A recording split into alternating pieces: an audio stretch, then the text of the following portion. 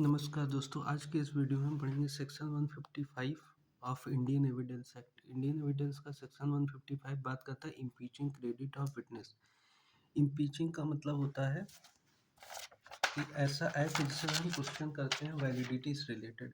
किसकी वैलिडिटी से related? Section 155 में हम वैलिडिटी चैलेंज करें क्रेडिट ऑफ विटनेस।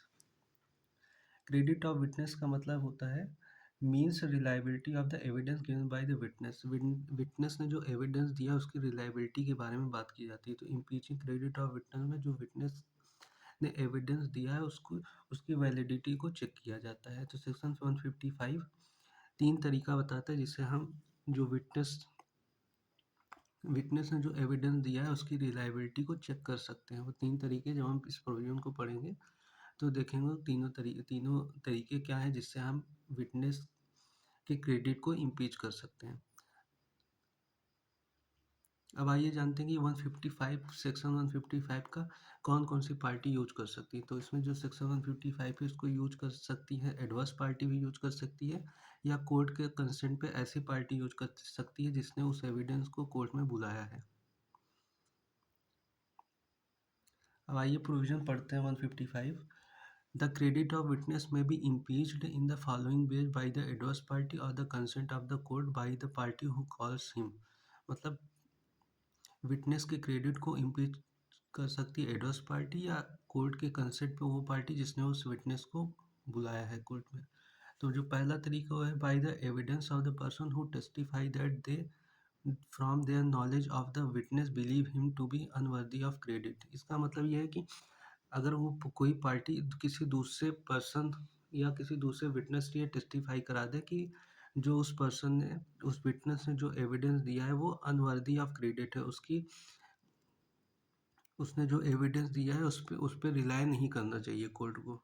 और दूसरा तरीका है कि by the proof that witness have been bribed और has accepted the offer of the bribe और has accepted any other corrupt inducement to give his evidence. या जो पार्टी है वो ये प्रूफ कर दे कि जो उस विटनेस ने एविडेंस दिया वो ब्राइब या पैसा लेके दिया है या पैसे के कारण दिया है या किसी और करप्ट इंड्यूसमेंट के कारण उसने ऐसा एविडेंस दिया है। और जो तीसरा तरीका है वो ये है कि by proof of formal statement inconsistent with any part of his evidence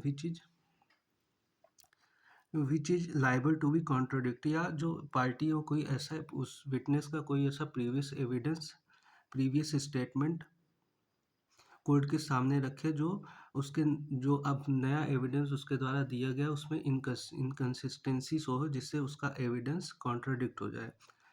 तो जो मेन ऑब्जेक्ट है 155 को ये है कि जो विटनेस एविडेंस दे रहा है उस एविडेंस की वैल्यू को कम कर देना। उस एविडेंस के वैल्यू को कम कर देने से क्या होगा, जो कोर्ट है उसके एविडेंस पे रिलाई नहीं करेगी।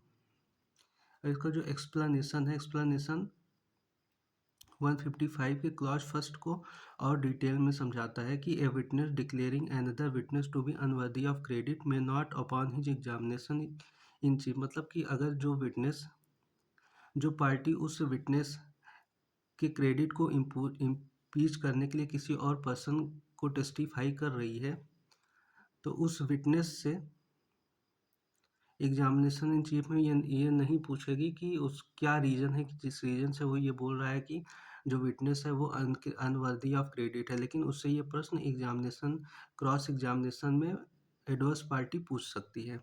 And the answer which he gives can not be contradicted through it if they are false